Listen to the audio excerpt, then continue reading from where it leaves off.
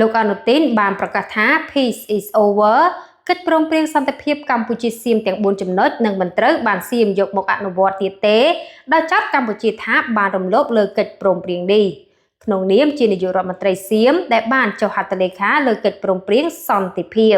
ឥឡូវនេះលោកបានបញ្ជាក់យ៉ាងច្បាស់ថាប្រទេសសៀមនឹងលែងគោរពតាមចំណុចទាំង4ដែលចែងនៅក្នុងកិច្ចព្រមព្រៀងសន្តិភាពនេះទៀតហើយគិតតែប្រយោជន៍សៀមហើយឈប់ស្ដាប់ប្រទេសណាទាំងអស់រដ្ឋាភិបាលសៀមនឹងការគ្រប់គ្រងយ៉ាងពេញទំហឹងដល់កងកម្លាំងយោធារបស់គេ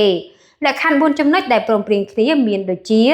ការកែសម្រួលយុទ្ធធម៌បកយោធា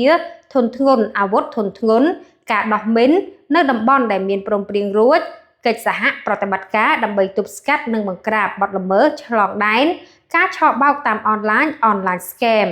បញ្ហាប្រជាជនខ្មែររំលោភលើទឹកដីសៀមបន្ទាប់ពីនាយករដ្ឋមន្ត្រីសៀមប្រកាសឈប់គោរព Ceasefire និង Peace Deal ក្រោយមកមេតបធំសៀមក៏បានប្រកាសប្រាសិទ្ធការពារខ្លួនចុងក្រោយកម្ពុជាមានតែត្រូវចាំមើលតើលោកប្រធានាធិបតីអាមេរិកលោក Donald Trump និងនាយករដ្ឋមន្ត្រីម៉ាឡេស៊ីលោក Anwar Ibrahim នឹងមានយុទ្ធសាស្ត្របែបណាដើម្បីទៅចរចាជាមួយសៀមបើសិននិយាយស្ដាប់គ្នាមិនបានគឺអត្តហេអត្តណោនាថោដោះស្រាយសម័យកាលឲ្យដាច់ស្រេចម្ដងមើល P